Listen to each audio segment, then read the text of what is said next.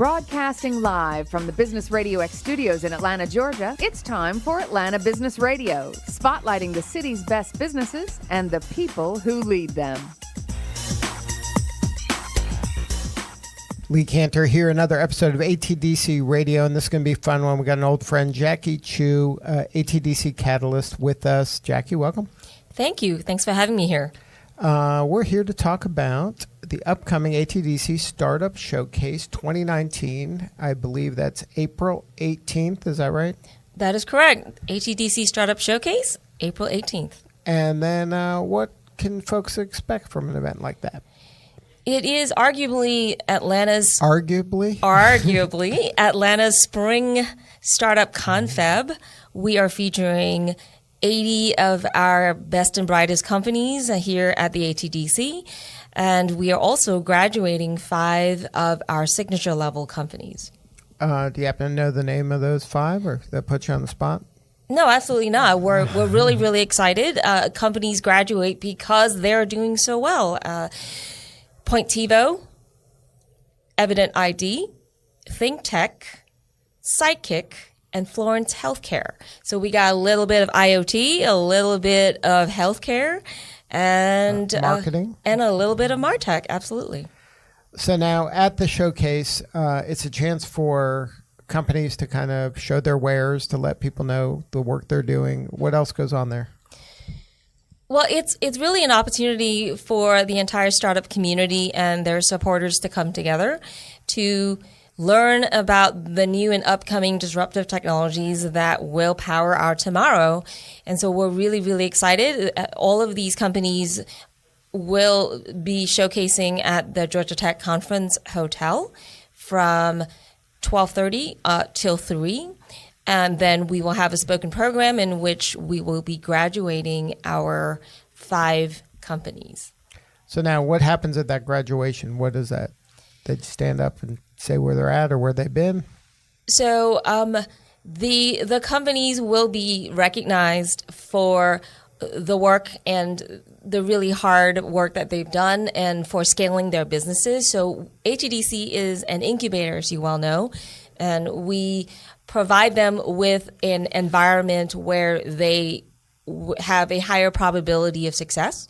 And we graduate them when they have all their business fundamentals squared away and they are scaling successfully on a sustainable basis. Right. So then they're ready to kind of leave the nest. They are. They're hatched, as I like to say. Because part of what ATDC provides for a lot of firms is a place to be, right? They get a pretty good deal on rent here in Midtown to grow. Well, I would say that ATDC and rent is probably the last benefit. The biggest benefit and the reasons why entrepreneurs come here and why they tell us they come here to the ATDC is for the connections that they're able to make, the quality coaching from entrepreneurs who've been there, done that, and walked in their shoes successfully in the past.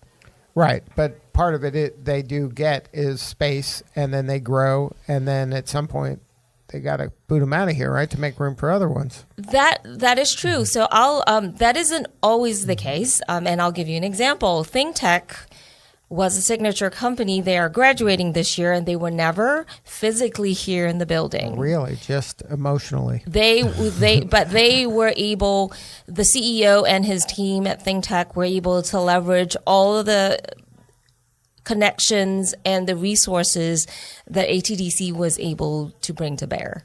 Now, we have the pleasure to interview a lot of firms at varying stages in their journey through ATDC, and a lot of the people that we've interviewed say one of their favorite parts are these kind of random collisions where they bump into somebody and then they get to ask them a question maybe of an area they're struggling with, and they get to kind of help them along their path. Do you see that a lot you're here all the time?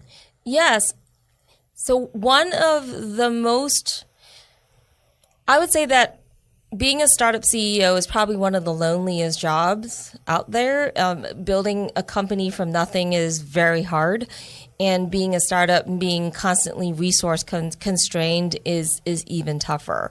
So what we have learned is the weekly CEO luncheons that the ATDC facilitates, but that are by the CEOs for the CEOs, have become a very popular activity amongst the signature CEOs. We have a very similar type of a construct that will be launched for all the CTOs at the companies here at the ATDC. Oh, so you're expanding it to them now? Yes, we're expanding this concept to CTOs, and at the Accelerate level, which are the companies in the middle tier of our program, and they have they're broken up into slightly smaller groups for 10 weeks at a time, in which these CEOs at the Accelerate level are able to meet on a monthly basis, or on a weekly basis. So can you talk about the different levels they have here? There are 3 levels at the ATDC, and so it's shaped like a pyramid, if you would. So at the base of the pyramid are our Educate members, and those are individuals. Many of them have not formed a company. They are at the concept stage.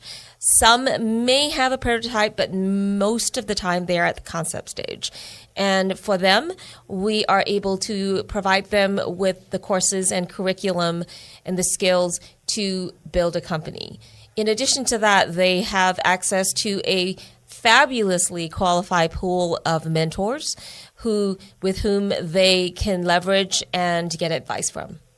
And then after they're there for a while, some of them kind of disappear, that kind of creative destruction that happens periodically, and some of them mash up and form other companies, right? That's part of the ecosystem. That is correct. At the middle tier of the pyramid would be our Accelerate level companies, and that particular tier onward, that is by application. That is a competitive process, and there are some very basic requirements for that, for the applicants. They need to be a company, an actual bona fide legal entity. The founder... It can't be a napkin idea anymore. They cannot be a napkin idea anymore. You are absolutely right. They have to be the founder has to have quit their jobs and is all in. The chips are on the table. There you go. The chips are on the table. And in addition to that, they have to have convinced someone else to come in with them part-time at the very minimum. They also have to have a minimally viable product or a prototype of some sort. So those are the definitives. Those are the minimum requirements. And then so now they're at the Accelerate level. Are there more benefits? Are they're getting more stuff? They have access to more mentors or entrepreneurs in residence? So part of the entry into and acceptance into the Accelerate program is they must have the founder has to have convinced someone on staff here at ATDC to take them on. Too. Correct. To take them a sponsor. Yes, to quote unquote sponsor them into the program, and that particular individual on staff serves as the founder's coach, designated coach. So not a mentor. So why the difference in terms? Like sometimes there's mentors, sometimes there's coaches. What's the difference? So mentors coach and staff members coach as well. The biggest difference is mentors do provide coaching on a volunteer basis and as their schedule permits. Mm-hmm. Those of us on staff, I'm a catalyst here at ATDC. There are also entrepreneurs in residence at ATDC. We are paid staff members, and we're part of the ATDC team. And so therefore, we have one of our very important roles is to coach and to, I like to say, serve as guardrails to our founders.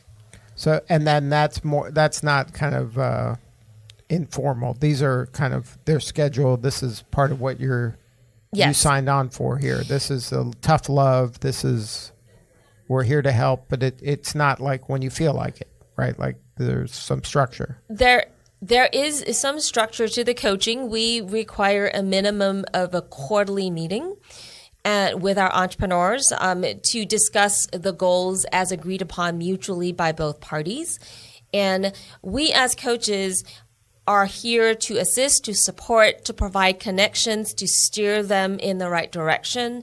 And we are also here as accountability. Mm-hmm. And then they have benchmarks that they have to hit. Like this is not you can be Accelerate forever, or can you? So there isn't a hard and fast time frame for a company to stay in Accelerate, because startups and different industries evolve differently at different paces.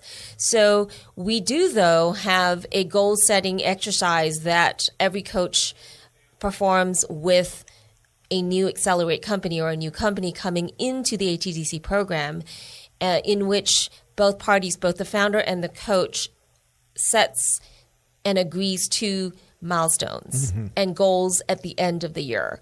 And that is the roadmap that both work through and work on throughout the year. And then some of those Accelerate companies go on to the next level, which is the signature level. That is correct.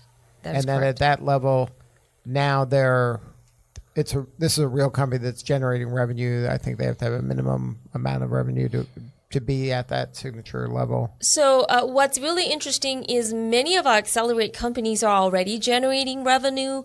What differentiates the Accelerate from the signature would be an Accelerate company is ready to apply, and it's a by-application process, to apply for the signature level when they have confirmed what we call all 9 boxes of the business model canvas. They have ascertained their product market fit.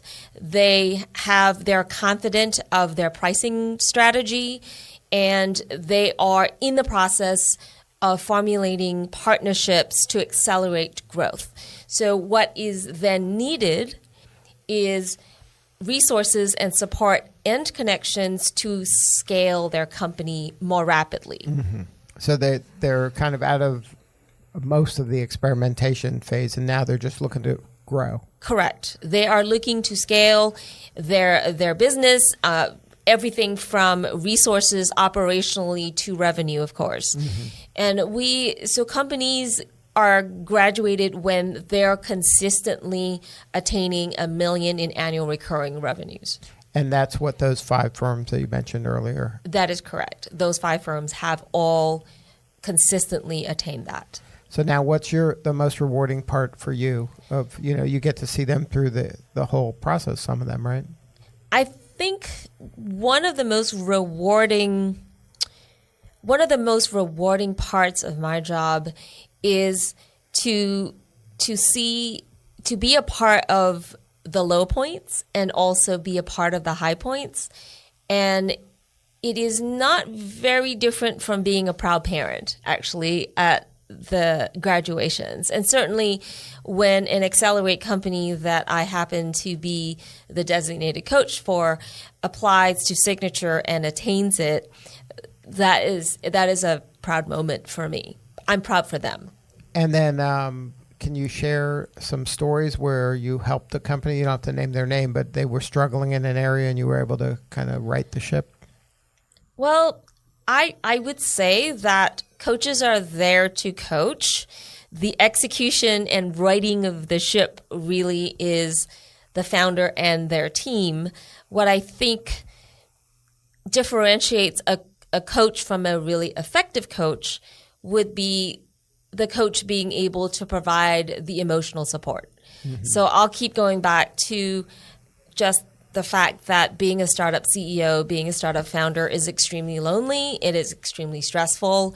And in many occasions, the coach is the only person that individual can talk with, unfettered, and essentially vent.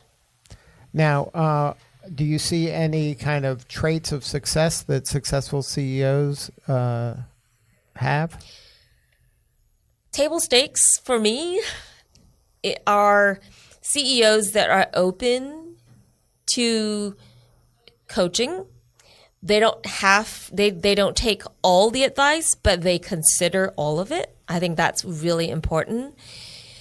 Coaches, CEOs who are persistent and are willing to they have the courage to reconsider their entire business.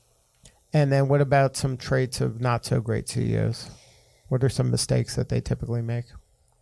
I think it's incredibly difficult for a founder who is in love with their product to create a successful company. There are, of course, outliers who do. I happen to believe personally that that's luck. And then for the folks that are graduating, what words of advice do you give them as they kind of leave the nest here? I would say that one of the biggest challenges to scaling a company or continuing to scale a company is to retain that sense of engagement and passion among the new employees that are added to the team. So the larger the organization, the more difficult it is for the CEOs to have a direct relationship with all the employees. So maintaining a culture, the culture that the company has, and then maintaining it beyond 40, beyond 80, beyond 150 people is incredibly challenging. Now, for the Atlanta startup kind of community as a whole, kind of a macro view, how do you see us as a city? Having been a part of the startup ecosystem for 20 years, we have grown and matured tremendously just in the last 15 years. I think the best days are yet to come. And I am incredibly proud of how entrepreneurs who have successfully exited from their companies have come back, and they either give back for a period of time and or they give back and they go on to create new startups. I think that is what creates a rich, resilient, and vibrant startup ecosystem.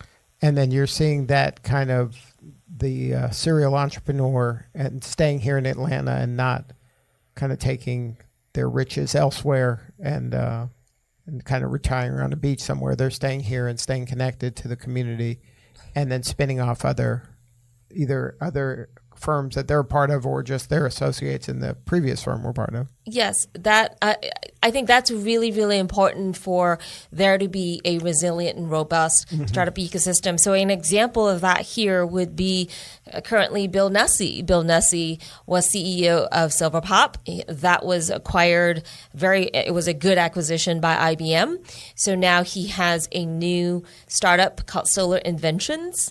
Here they are in the clean tech, clean energy space, and he's building his new company here at the ATDC. There are other examples. Jim Strategos, who is founder of Cognosis, they graduated in 2018 here from the ATDC. Cognosis is his third company, I believe. And so he is definitely a serial entrepreneur, and certainly he's had multiple companies incubated here at the ATDC. Right, and these are people that they have the resources to be anywhere. Correct. But they choose to keep coming back. There must be a reason. They choose to come back here. We have a wealth of talent that just across the street, across the bridge at Georgia Tech. We have a really, really great quality of life here. Anyone who has moved here from other parts of the West or the right coast, if you would, I think will most likely agree with me that the quality of life here far exceeds those of those two other areas. So now on April 18th is the Startup Showcase event. Is this you need tickets to attend? How does this work? So anyone interested, and we encourage all to go to atdcstartupshowcase.com for information and for tickets. And tickets are only $75. They include everything as well as an after party. We are having an after party here at the Synergy Courtyard that we're very excited about. We will be featuring a U2 tribute band called Elevate. It is a live band, and there will be, it includes food. We have some really fabulous food trucks coming, as well as libations. Good stuff. And then the address, once again, where the event's going to be held? It's going to be held at Tech Square. Mm-hmm. And the showcase part of it will be held at the Georgia Tech Conference Hotel. Right.